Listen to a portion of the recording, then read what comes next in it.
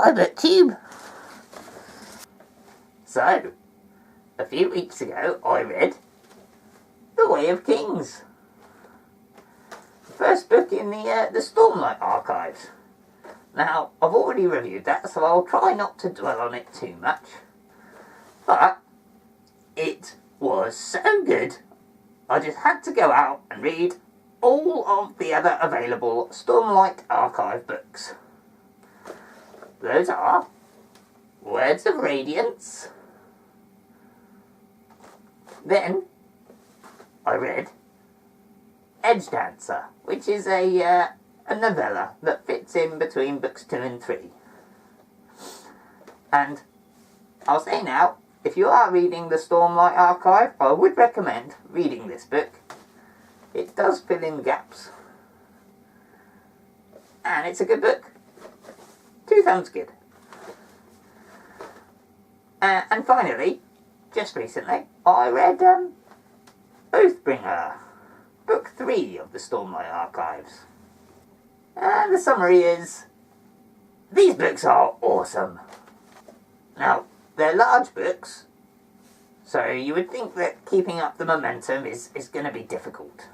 So in book 1, The Way of Kings, you had the introduction of your characters, as you'd expect. And I guess that book 1 is about those characters discovering who they are. And book 2 is about those characters admitting who they are. And book 3 is about those characters embracing who they are. I'm not really sure what that leaves for book 4, 5, 6, 7, 8, 9 and 10, as this is expected to be a 10-book epic. That is quite epic. So anyway, the characters. Book 1 really focuses on Kaladin. He's a warrior, although sometimes a surgeon. Mostly a warrior. And book 2 focuses on Shallan. She's an artist, but she's also other characters. She's got a bit of a multiple personality disorder going on. She seems okay with it though. And book 3, I sort of felt like it focused on Dalinar, but it's a bit more split between them. In book 1, you've got Kaladin breaking free of his enslavement. And in book 2, you've got the war on the Shattered Plains. And in book 3, you've got Dalinar attempting to unite the continent in a war against the Voidbringers.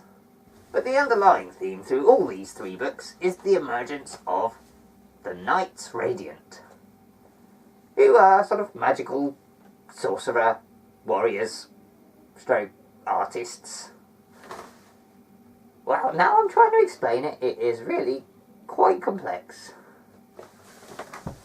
That will explain why the books are so big. So, Mr. Sanderson does a rather good job of building up the pace. Certainly through books 1 and 2. Book 3 goes a little bit off the boil. And there is a particular lull in book 3. And the reason for that is Shadesmar. A handful of the characters find themselves in the realm of spirits. It was a bit boring.